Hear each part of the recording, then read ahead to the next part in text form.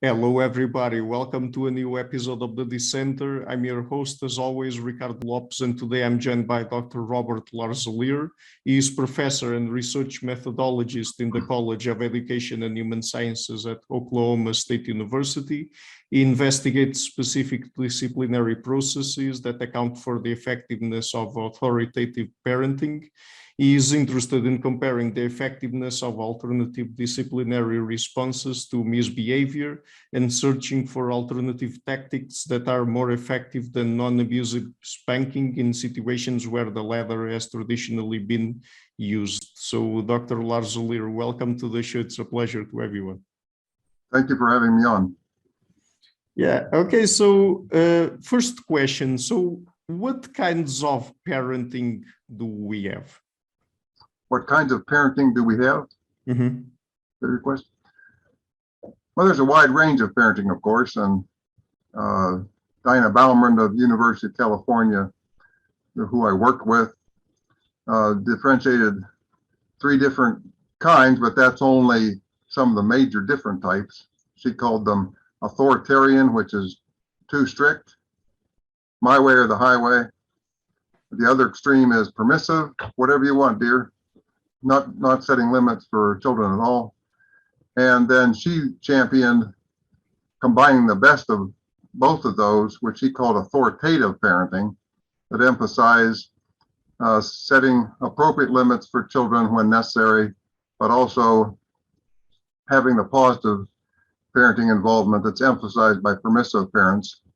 So it combines the best of nurturance and the most appropriate way of setting and enforcing limits when necessary. Mm-hmm. And is it that any of these types of parenting produces better results than the others? I was astounded. She had a study that she followed preschoolers up through adulthood. She started in the 1960s. And when I worked with her in doing it and analyzing it, I was astounded at how much more effective authoritative parenting was when you look 10 years later when they were teenagers, compared to the extremes of overly strict and rejecting authoritarian parenting at the one extreme, or overly lax permissive parenting at the other. Now, there were other styles in between that were maybe not at the very high end of nurturance on the one hand and firm control. They may have been just average on one or both of those dimensions. Those children were doing nearly as well in the teenage years as the ideal authoritative parenting. It was the extremes that were not doing well 10 years later when they were adolescents. Right. Do we know if there are any individual differences in how different children respond to the different kinds of parenting? Well, that's a good point, because most parenting theories come across as one size fits all. Mm-hmm. But every child is different. So it's important to different things are going to work with different children.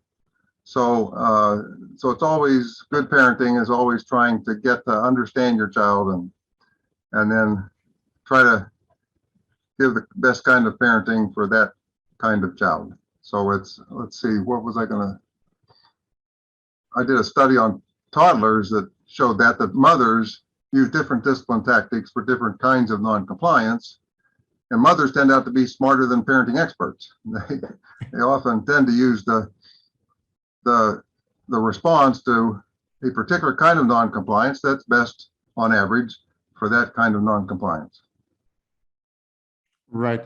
So that means that in your research and the research of your colleagues, do you take into account genetic factors or not? Well, that's an important factor that often we don't take into account is there are genetic factors, and so genetically different children have different temperaments, and a child with an easy temperament it's easier to love and not so difficult to set appropriate limits, and you can usually talk things through to a solution with them. But others with a more difficult temperament, they push the limits more, And they need that love more than the easy temperament kid, but they're harder to love sometimes. And it's harder to set the right limits as opposed to going to one extreme or the other, with one extreme being just being overly punitive and the other extreme being just letting them do whatever they want. So they learn to get their way with a bigger enough temper tantrum, and then they try to get their way elsewhere in life by just throwing a bigger temper tantrum in one way or another on the playground or with their boss when they grow up, etc. And that doesn't work too well. Yeah, I understand. And what is positive parenting? Now, what's your question about positive parenting? Yes. So you asked about positive parenting in general? Yes, I mean, I'm trying to ask you what it means, positive parenting. Of course, the more positive parents can be, the better. Now, there's a version of positive parenting that I disagree with. Some people say that parents should just be positive all the time and not use any negative disciplinary consequences whatsoever. Of course, not, they would say not spanking, but also the extreme versions would say don't even use timeout or privilege removal. And I think that's totally unrealistic for most children. Now, when a child is cooperative or trying to negotiate, then that will work actually with, again, an easy temperament child. But most children sometimes aren't that amenable to reasonable cooperation. And so the vast majority of children need to combine that positive parenting with appropriate negative consequences when it's needed. And it's needed more for the difficult temperament child than the child with an easy temperament. And could you tell us more about authoritative parenting? How does it work? Very good question. Yeah, authoritative parenting in the textbooks, it's just summarized as saying that you have high nurturance, high parental involvement on the one hand, but combined with firm control. But in addition to that, well, first of all, I would say that each of those dimensions changes the other. So what I mean is, on the one hand, you're nurturing toward your child, but that doesn't mean they can do anything they want anytime. And the firm control is done out of love, so that's going to keep it from being detrimental to a child. In addition to that, authoritative parents, they have more give and take communication with their child than even permissive parents, because authoritative parents don't just want children to cooperate. They want them to learn why they need to cooperate, and they'll listen to the child and they'll make compromises and adjustments when that's warranted. But they have the final word when they say, well, right now we need to quit talking about it because you have to get ready to go to school or you're going to miss the bus. Then they enforce that limit in an appropriate way. And let's see, the other thing is, I think there are many issues of parenting where we're following our society's tendency to polarize issues to opposite extremes. One example is, how much autonomy or independence should parents allow children to have at a young age? And she emphasized, Dinah Bauman emphasized that, yes, it is good to let children have some autonomy.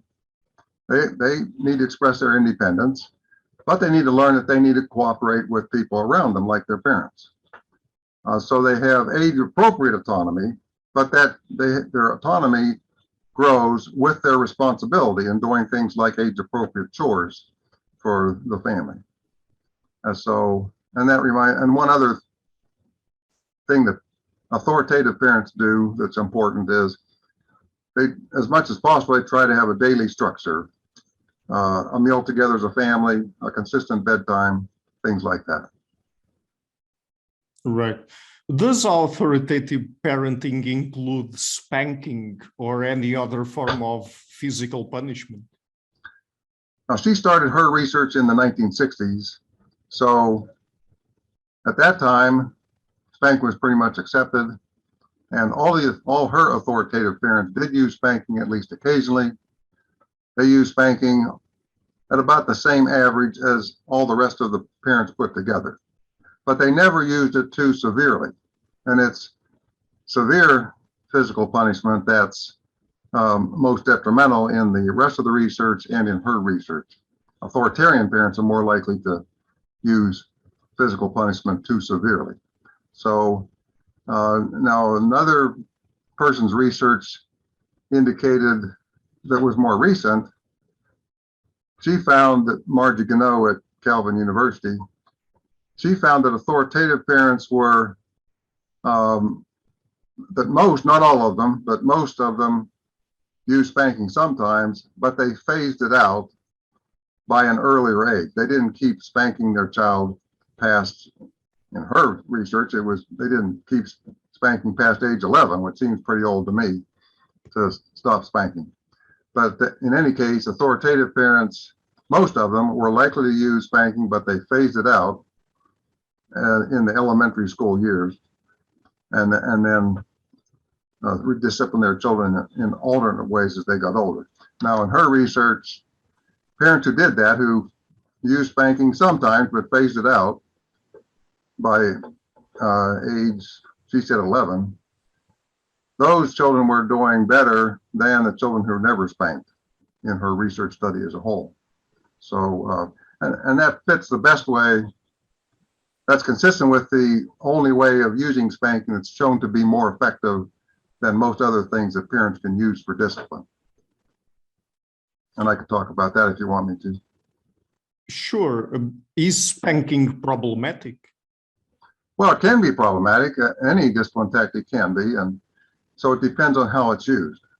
And the way it's been shown to be more effective than other alternatives is the way that psychologists used to train parents to use spanking for oppositionally defiant children. So then they emphasize timeout. So they would train parents along with positive things, reward them, reinforce them, praise them when they're having good behavior. Along with that, they would feature having a consistent use of timeout following one warning when children were non-compliant. Now, these defiant kids whose parents brought them to the clinic, often they wouldn't stay on the timeout chair for the 3 minutes. So in the 60s, 70s, 80s, they backed it up with a 2-swat open-handed spank to the rear end. And psychologists would train parents to do that back then. And that way of using spanking, that's been proven to be effective, especially with 2 to 6-year-old children, if it's used non-abusively to back up milder discipline tactics like timeout when the children are defiant and won't cooperate with that, then it is effective. The kids learn to cooperate with timeout, and then the parents don't need to use spanking anymore. And so then they can phase it out by ideally at an age younger than age 11. So now if you go to psychology, the way we train that today, the spank backup isn't used. The psychologist doesn't want to be known as, this is psychology who teaches parents to spank in today's environment.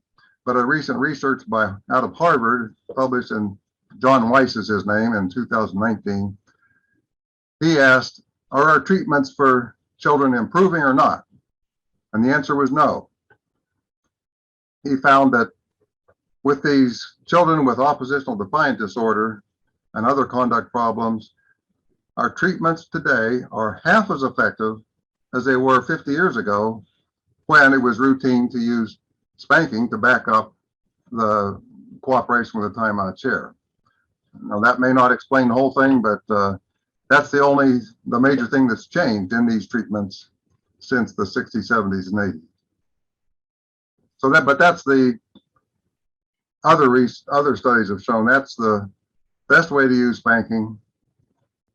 That, again, to back up milder discipline tactics when children are defiant and won't cooperate with them, because you want children to cooperate with those milder tactics so you don't have to spank as much, so that you can phase out spanking as quickly as possible as they get older. So that's And so if you use spanking that way, that's effective. If you use it too severely or as the main discipline tactic, where you rely on that too much, then in that case, it's clearly detrimental to children. So it depends on how it's used. Mhm. But nowadays, since spanking is considered something bad, and in some places it's even banned and outlawed, Right. for these more defiant children, is it a problem that parents no longer have that tactic, let's say, at their disposal? I I think it is, but it's for the kids with a more difficult temperament. Now, it would help if where spanking is banned, or if parents just say, I don't want to use spanking, it'd be helpful if they knew the only alternative that's as effective as spanking to back up mild discipline tactics. And there's one and only one discipline tactic that's been shown to be as effective as spanking at backing up timeout with these kids, defiant kids with oppositional defiant disorder. And that is a brief room isolation. So the psychologist who studied this, he had like a small walk-in closet that was empty, safe, with a half-height door. And he found that when the child wouldn't cooperate with the timeout, they would take the child to that room, force them to stay in there for 1 minute by keeping the door closed, then take them back to the timeout chair and say, now, will you please sit on the timeout chair for your 3 minutes or whatever. And that was the only thing that's been demonstrated to be as effective for backing up timeout as the traditional spank backup.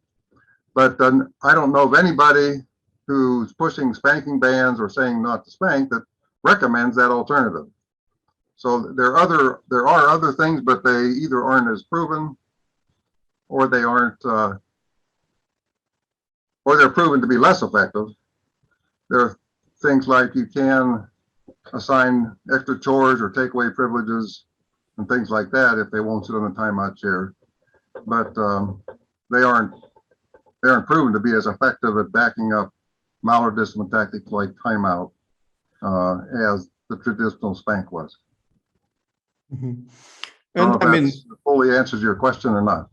Mm-hmm. But I mean, for these more defiant children for whom spanking perhaps would be a good method of disciplining them, what are the bad outcomes associated with bad parenting in that case?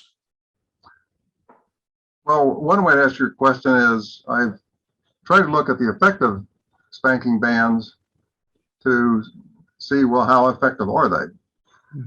Now, it turns out that in most countries with spanking bans, they have it on the books, but it's really not enforced or often not communicated to parents. And I really don't know to what extent that's true from country to country. And more educated parents probably know that's the law of the land, whether it's vigorously enforced or not. Where it is enforced in Sweden, which has the best records I've seen, their criminal assaults by minors and against minors has increased like 20 times as much since they banned spanking back in 1979. So in the first 15 years, as the first generation grew up after they were the first country to ban spanking, children were almost 6 times as likely to be physically abused by a family member at home before they were age 7.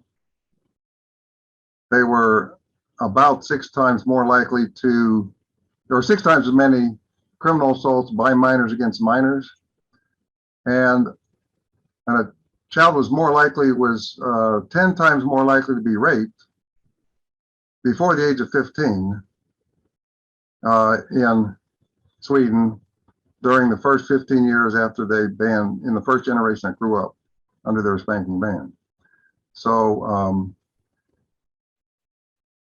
so I'd like to see evidence that it worked, but I think part of it is when these spanking bans are adopted, if they're vigorously enforced, like in Sweden, then And I don't see them having, excuse me, I don't see them having good alternatives to back up something like timeout. Because they advocate just being positive all the time, and that works fine for most children. But for the particularly defiant child, it doesn't work well enough. Mm-hmm. But do we know if zero tolerance for spanking overall reduces physical child abuse? Or No, it does not. One example is like in Sweden.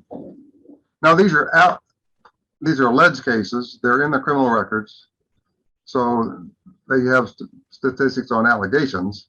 But in Sweden, the statistic is actually there's a criminal assault reported against a child indoors by someone known to the child that's under the age of 7. So that's the statistic that's increased 6 times approximately during the first 15 years. And it continued to increase until by 2010, those things were being alleged over 20 times as often as when they banned spanking in 1979. Now, an example of that is in Germany and in Austria. One of the best comparisons I have seen of parents in European countries who banned spanking, those who haven't been, was by a German by the name of Bussmann. This was published, it was available online earlier, but it was published in a book in 2011, Kai Bussmann and his colleagues. At that time, only 1/3 of parents in Germany and Austria were aware that mild spanking was banned, even though it had been banned 7 years at that time in Germany and 18 years in Austria. So that enabled a nice comparison. You had about 1/3 of the parents knew that mild spanking had been banned. It was illegal. So of course they were less likely to use it. But 2/3 of the parents thought mild spanking was still legal, so they were more likely to use it. What's interesting is when you look at how frequently were those parents to use severe physical punishment. And those who could use mild spanking were less likely to use severe physical punishment.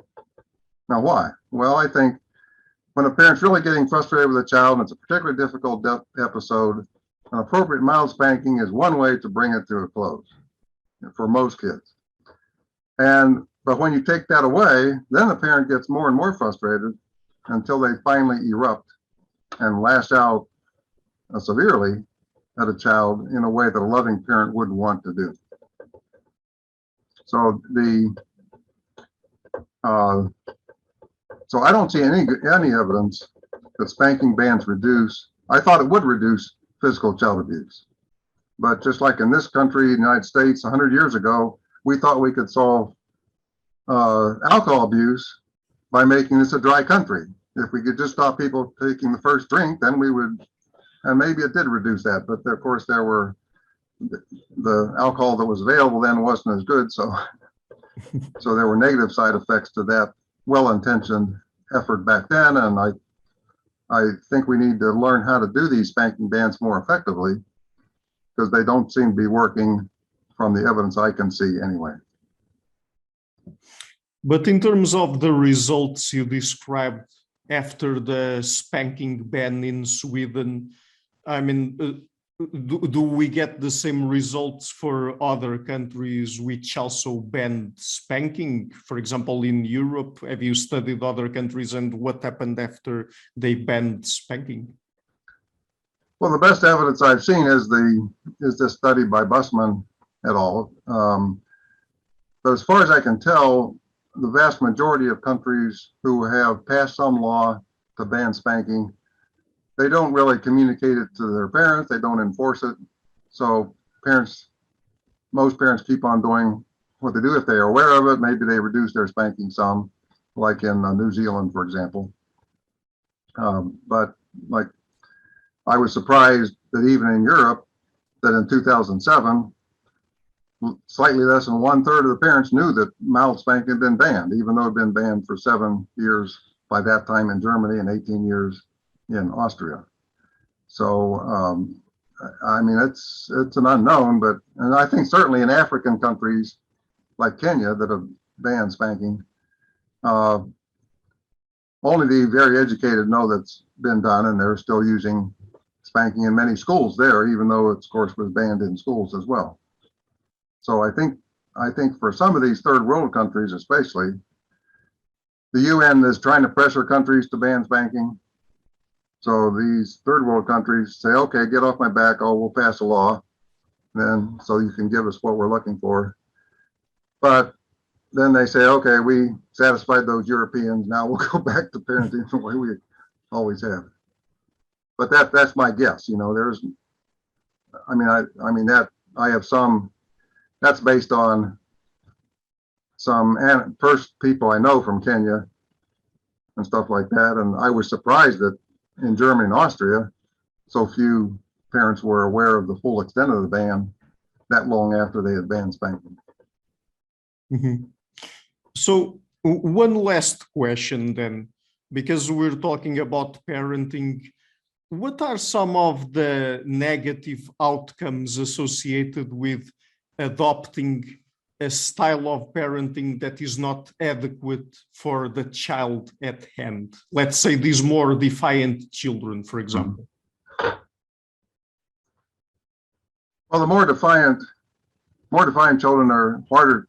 They need optimal parenting the most, but it's harder to give that to them. So that they're harder to love, but they need that love. They need this, especially whatever kind of negative disciplinary consequences parents use, whether it's spanking or something else.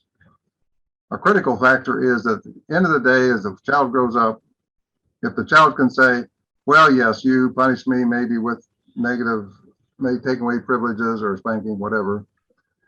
If when they grow up, they say, well, yeah, I didn't like it at the time, but my parents were doing that because they wanted the best for me, because they loved me, they were doing it out of concern for me, then that's associated with positive outcomes.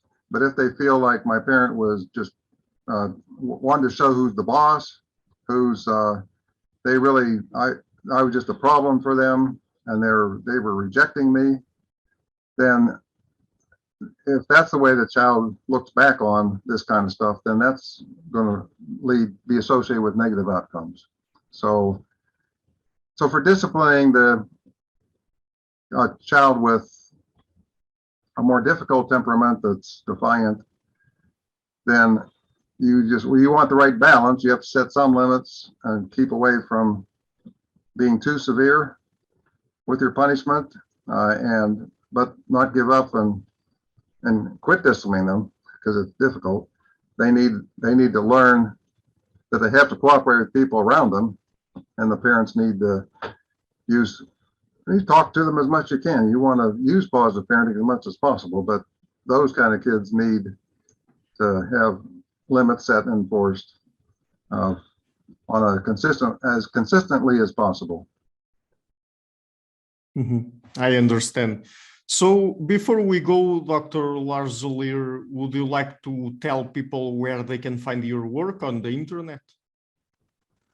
I have an edited book on authoritative parenting. That's a compilation of some of the best research in this area, and that's a scholarly book. So I think the most negative review on Amazon.com said this was a good book to put you to sleep or something like that. Now, as far as practical things, there is a presentation I made at University of Wisconsin in about 2001 that sort of summarizes this important principle in authoritative parenting, to use positive parenting as much as you can, but to back it up first with a warning, then with something non-physical like timeout or privilege removal. But if a particularly defiant child won't cooperate, then back it up with spanking or with this brief room isolation. So So you can probably search Larzelere, University of Wisconsin. It's in a book called Parenthood in America, or Parenting in America, in 2001. But I don't have much on the web, I guess. Yes, I will leave some links in the description box of the interview then. Dr. Larzelere, thank you so much for taking the time to come on the show. It's been a real pleasure to talk to you. Okay, thank you for having me, Ricardo. Hi guys, thank you for watching the interview until the end. If you like what I'm doing, please consider supporting the show. It's thanks to people like you that it keeps running. I will leave links in the description box to Patreon and PayPal. Any amount, even just $1 per month, would already be a great help. Otherwise, and if you like what I'm doing, please share the interview, leave a like, and hit the subscription button. This show is brought to you by Enlights, Learning and Development Done Differently. Check their website at enlights.com.